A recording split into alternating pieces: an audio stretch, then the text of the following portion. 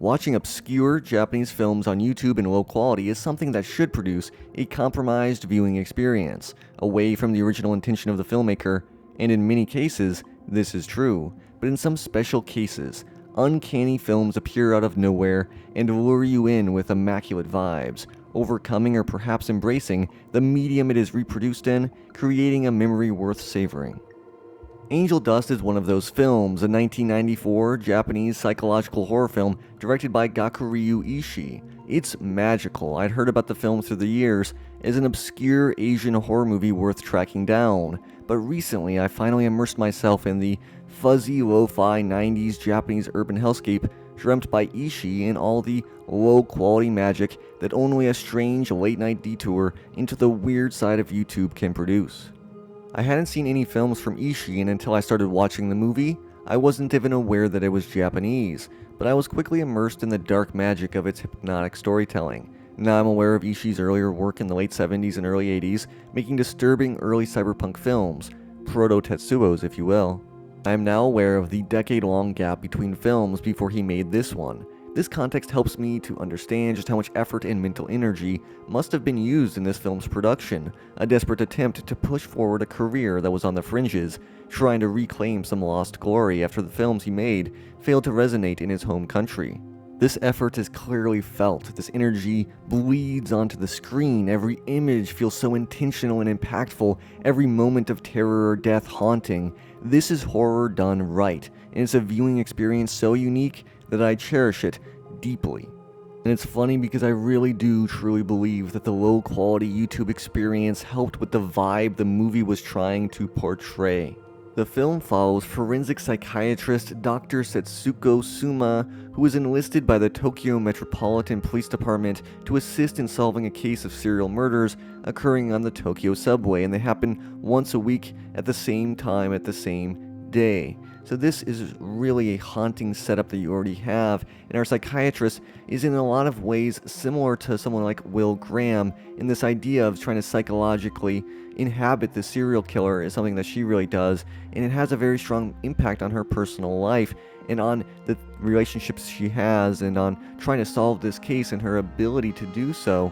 It's a really haunting and slow-burning horror film that feels like an art house Japanese response to The Silence of the Lambs, and in many ways feels like a precursor to the vibes and style that Kiyoshi Kurosawa would master with films like Cure and Pulse. Those vibes are really enhanced by the slow burn approach that Ishii takes that really allows the haunting, sinister world to impose itself on you and to really get you in the right frame of mind to feel the story just as much as you're experiencing it and watching it. You're not a passive viewer, but you're also being lulled into this hypnosis of horror, and you are in a sort of dream state as you're watching the film, as these images and the music, the very striking industrial score, is just getting into your mind and just doing things to it.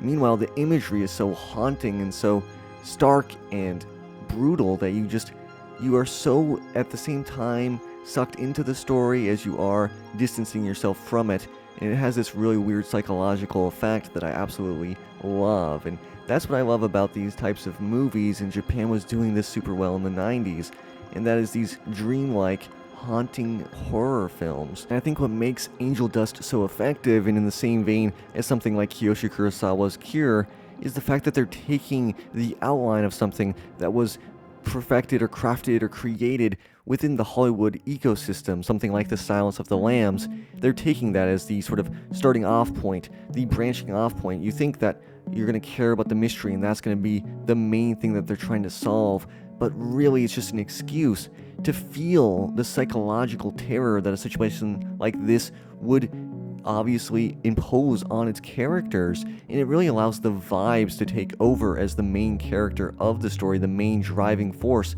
is the vibes, is the imagery, the way that the filmmaking is approached, the off-kilter way everything is done. Nothing is done in a way that would be exciting or like action-packed like something like Silence of the Lambs. When we're getting towards the end and we're starting to solve this mystery, there's way less that's so obvious as you would get in a Hollywood film. Instead, it really is taking that art house approach to horror, which can be so effective when done well, and Ishii is just masterfully executing it and letting everything just linger on screen for longer than it's supposed to, and linger in the mind of the viewers instead of just being a spoon-fed entertainment machine that goes from one set piece to another with obvious sort of psychological things being shown in such explicit ways.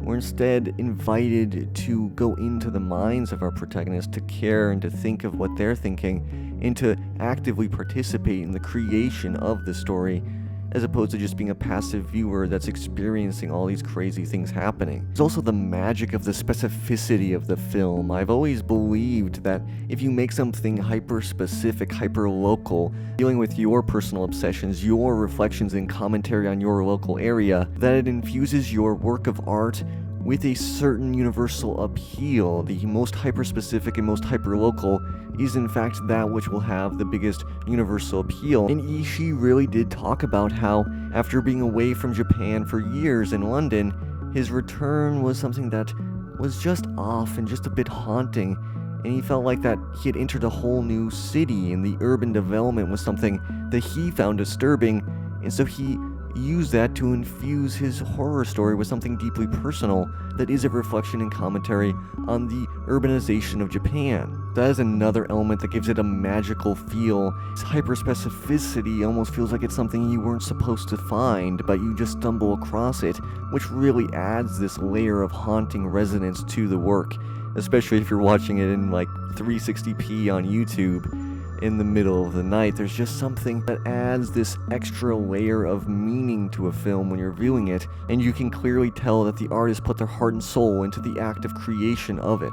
Obviously, this is a film that's already had a deep impact on me, even though I've only had my first viewing of it just a couple days ago. I can clearly tell that this is the type of film that on subsequent rewatches I'm going to unravel more and more layers and love this film even more, which again brings to mind the work of Kiyoshi Kurosawa, a filmmaker who, when I watched his films on the first time, especially when I was first getting into his work, I liked his movies, but on subsequent rewatches, I really learned to love them so much more, and now they're some of my favorite films of all time. So when I praise this movie by saying it reminds me of a work by Kiyoshi Kurosawa, that's about the highest praise I can give a movie. Not saying it's a flawless film, there's of course problems with it. You could really critique the ending for trying to tie up all the loose ends in such a weak way, but I'll just say that I really do enjoy the journey more than the destination in a film like this. So what does it all mean? Who knows? Who cares? It feels great watching it, and I absolutely love it. I'm sure I'll dig into it more on subsequent rewatches, but for right now, I'm just absolutely loving the experience of viewing the film, and I love that. So if you love Kiyoshi Kurosawa's works, Cure or Pulse, or even the works of someone like Osgood Perkins, you owe it to yourself to watch this movie, so track it down on YouTube, Angel Dust, 1994. It is a truly magical ride.